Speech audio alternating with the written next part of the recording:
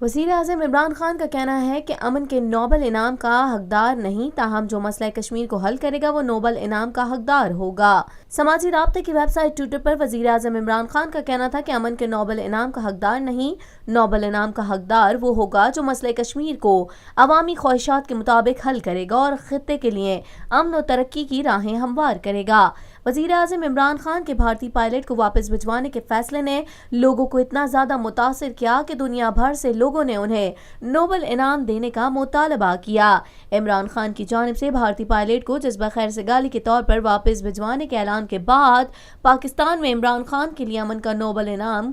کا hash tag Twitter پر top trend کر رہا تھا، جبکہ دنیا بھر سے لوگ وزیر اعظم کو نوبل انعام دینے کے لیے آن لائن درخواست بھی کر رہے ہیں۔